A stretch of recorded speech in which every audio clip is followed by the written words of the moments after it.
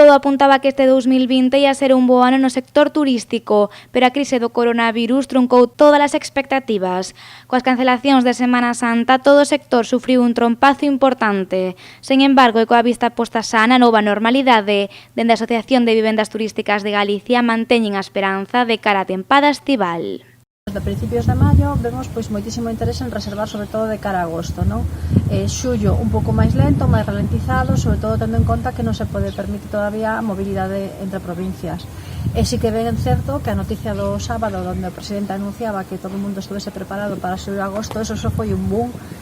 Entonces non, sí que temos moitísima confianza en que non vayan a ser, oxalá que sí, e que nos equivoquemos os datos dos últimos anos, pero temos esperanzas de manter os resultados da temporada, sobre todo desta temporada, non, da temporada vacacional. O sector do turismo confía en que se manterán os bons resultados dos últimos anos. Iso sí, están convencidos de que haberá cambios na duración das estancias.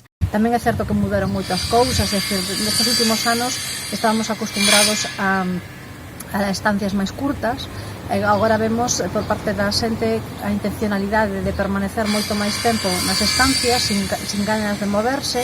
Entón vemos as estancias de 10 e 15 días que volveron a demandarse, sobre todo este ano temos o que é turismo todo nacional, sobre todo de Asturias, País Vasco, Cantabria, Castilla e León e Madrid.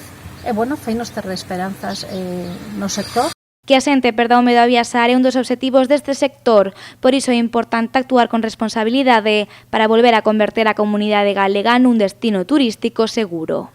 Intentar elevar esta situación da mellor forma posible, perdendo o medo e actuando con responsabilidade, e concretamente aquí en Sanxenxo, que é a cuna do turismo de Galicia, onde hai unha gran oferta aloxativa, todo o sector temos que actuar con responsabilidade, garantir as medidas de seguridade e sobre todo porque nos xogamos moito, non?